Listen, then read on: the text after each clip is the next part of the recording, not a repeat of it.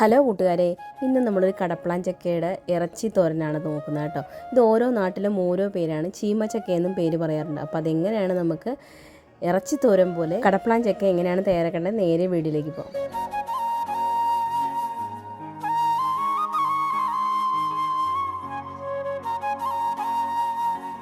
അപ്പോൾ നമുക്ക് തയ്യാറാക്കാനായിട്ട് തുടങ്ങാം. അതിനായിട്ട് അതിൻ്റെ തോടൊക്കെ ഒന്ന് ചെത്തി കളഞ്ഞിട്ടുണ്ട് കേട്ടോ, തോലൊക്കെ ഒന്ന് ചെത്തി കളഞ്ഞിട്ടുണ്ട്. അതിനുശേഷം ഇതാ ഇതുപോലൊന്ന് അരിഞ്ഞെടുക്കുക. അതായത് ഇതിൻ്റെ നടുക്ക് കാണുന്ന ആ ഒരു സാധനം ഉണ്ടല്ലോ, അത് നമുക്ക് ചെത്തിക്കളയാം കേട്ടോ. ഒരുപാട് ചെത്തിക്കളയേണ്ട, കുറച്ച് ഭാഗം ആ നടുക്കുള്ള കുറച്ച് കട്ടി എടുത്തിരിക്കുന്ന ഭാഗം മാത്രം ചെത്തിക്കളഞ്ഞതിന് ശേഷം ചെറുതായി ഇതുപോലെ ചെറിയ ഇതായിട്ട് കഷ്ണങ്ങളായിട്ട് നമുക്ക് അരിഞ്ഞെടുക്കാം കേട്ടോ.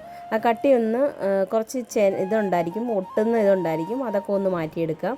അതിനുശേഷം ചെറിയ പീസുകളായിട്ട് നമുക്ക് അരിഞ്ഞെടുക്കാം കേട്ടോ. ഒത്തിരി കുഞ്ഞു പീസായിട്ട് എടുക്കണ്ട, കുറച്ച് ഒരു ഇടത്തരം പീസായിട്ട് നമുക്ക് അരിഞ്ഞെടുക്കാം. അതിനുശേഷം അതൊരു പാനിലേക്ക് ഇട്ട് കൊടുക്കാം. ഞാനിവിടെ കഴുകി എടുത്തതിന് ശേഷമാണ് കേട്ടോ അരിഞ്ഞെടുത്തത്. അതിനുശേഷം ഒരു പാത്രത്തിലോട്ട് ഇട്ടതിന് ശേഷം ആവശ്യത്തിനുള്ള ഉപ്പും മഞ്ഞൾപ്പൊടി ഇട്ട് ഒന്ന് വേവിക്കാൻ വേണ്ടി വയ്ക്കുക. ഇതിൻ്റെ ഒരു കറയുടെ ഇതുണ്ടായിരിക്കും, അതൊന്ന് മാറിക്കിട്ടാൻ വേണ്ടിയിട്ടോ അത് ഇതുപോലെ ഒന്ന് വേവിച്ചെടുക്കുന്നത്. ഒരു പകുതി വേവായാൽ മതി കേട്ടോ. ഞാനിപ്പോൾ ഇവിടെ ഒരു കപ്പ് കടപ്ലാൻ ചക്ക ചേർത്തിട്ടുണ്ടെങ്കിൽ ഒരു 1/4 കപ്പ് വെള്ളം ചേർത്താണ് വേവിച്ചെടുത്തത്. അതിനുശേഷം നമുക്കിതൊന്ന് വറുത്തെടുക്കാൻ വേണ്ടി ഞാനിവിടെ ഒരു 2 ടേബിൾ സ്പൂൺ എണ്ണ ഒഴിച്ച് കൊടുത്തിട്ടുണ്ട്. അതിനുശേഷം നല്ലതുപോലെ ഒന്ന് ആ എണ്ണയിലൊന്ന് മൂപ്പിച്ചെടുക്കുക. ചെറിയൊരു മുരുമുരിപ്പ് വരും കേട്ടോ. അപ്പോഴത്തേക്ക് നമുക്ക് അതിനകത്തുനിന്ന് കോരിയെടുക്കാം. ബാക്കി എണ്ണയുണ്ടെങ്കിൽ അതങ്ങോട്ട് മാറ്റി വയ്ക്കാം. അതിനകത്തുനിന്ന് 1 ടേബിൾ സ്പൂൺ എണ്ണ ഒഴിച്ച് കൊടുത്തതിന് ശേഷം അതിനകത്തേക്ക് കുറച്ച് വലിയ ജീരകം ഉണ്ടല്ലോ, അതും കൂടി ഇട്ട് കൊടുത്തൊന്ന് മൂപ്പിച്ചതിന് ശേഷം കുറച്ച് തേങ്ങാക്കൊത്ത്. ഈ തേങ്ങാക്കൊത്ത് നിങ്ങൾക്ക് ഇഷ്ടമുണ്ടെങ്കിൽ മാത്രം ചേർത്ത് കൊടുത്താൽ മതി കേട്ടോ. എനിക്ക് ഈ ഇറച്ചിത്തോരനൊക്കെ ഉണ്ടാക്കുന്ന പോലെ തന്നെ നല്ല ടേസ്റ്റ് ആയിരിക്കും ഈ തേങ്ങാക്കൊത്ത് കടിക്കാൻ കിട്ടാനേ. അപ്പോൾ തേങ്ങാക്കൊത്തൊന്ന് മൂത്ത് വരുന്ന സമയത്ത് നമുക്കതിലേക്ക് വെളുത്തുള്ളിയും ഇഞ്ചിയും കൂടി ചേർത്ത് കൊടുക്കുന്നുണ്ട്. അതും ചെറിയ കുനുകുനാന്ന് അരിഞ്ഞതാണ് ചേർത്ത് കൊടുക്കുന്നത്. ഇതിൻ്റെയൊക്കെ കറക്റ്റ് അളവുകൾ ഞാൻ ഡിസ്ക്രിപ്ഷൻ ബോക്സിൽ ഇട്ടേക്കാം കേട്ടോ, എന്തോരം എടുത്തെന്നൊക്കെ. അതിനുശേഷം ഒരു സവാള നീളത്തിലരിഞ്ഞത്, ഒരു ചെറിയ സവാളയാണ് കേട്ടോ എടുത്തിരിക്കുന്നത്, അതും കൂടിയിട്ട് നല്ലതുപോലെ ഒന്ന് വഴറ്റിയെടുക്കണം. നമ്മുടെ സവാളയുടെയൊക്കെ ഒരു വെള്ളമയമൊക്കെ മാറി നല്ലൊരു കളറൊക്കെ ചേഞ്ച് ആവുന്ന സമയം വരെ നല്ലതുപോലെ ഒന്ന് വഴറ്റിയെടുക്കാം.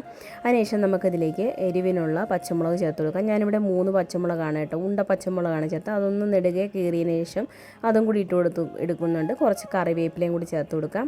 അതിനുശേഷം നല്ലതുപോലെ നമ്മുടെ സവാളയൊക്കെ ഒന്ന് വഴറ്റിയെടുത്തതിന് ശേഷം നമുക്കിതിനകത്തേക്കുള്ള പൊടികൾ ചേർത്ത് കൊടുക്കാം. ആദ്യമേ മല്ലിപ്പൊടി ചേർത്ത് കൊടുക്കുന്നുണ്ട്, പിന്നെ കുറച്ച് മഞ്ഞൾപ്പൊടി ചേർത്ത് കൊടുക്കുന്നുണ്ട്, പിന്നെ ഇതിനകത്തേക്ക് കുറച്ച് ക്രഷ്ഡ് ആയിട്ടുള്ള ചില്ലി ചേർത്ത് കൊടുക്കുന്നുണ്ട്. ഇതില്ലാന്നുണ്ടെങ്കിലും കുഴപ്പമില്ല കേട്ടോ.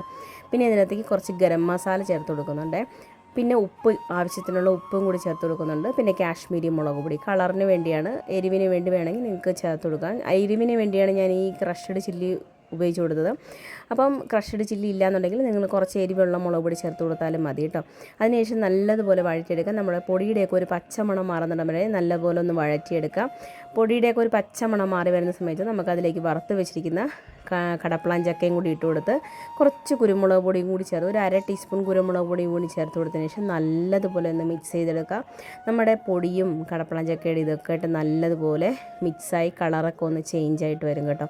അതിനുശേഷം ഒരു 5 മിനിറ്റും കൂടി അടുപ്പിൽ വെച്ചിട്ട് എടുക്കാവുന്നതേ ഉള്ളൂ കേട്ടോ. അപ്പോൾ അത്രയേ ഉള്ളൂ. വളരെ ടേസ്റ്റി ആയിട്ടുള്ള നമ്മുടെ കടപ്ലാൻ ചക്ക ഇറച്ചിത്തോരൻ ഇവിടെ റെഡി ആയിട്ടുണ്ട്. അപ്പോൾ എല്ലാവർക്കും ഇതെന്തായാലും ഇഷ്ടപ്പെടും. നമ്മുടെ ഇറച്ചിത്തോരനൊക്കെ മാറിപ്പോകും, അത്ര ടേസ്റ്റാണ്. അപ്പോൾ കടപ്ലാൻ ചക്ക കഴിക്കാത്തവരൊക്കെ ആണെങ്കിൽ ഇതുപോലെ ഒന്ന് തയ്യാറാക്കി കൊടുത്തു നോക്കി, എന്തായാലും കഴിക്കും.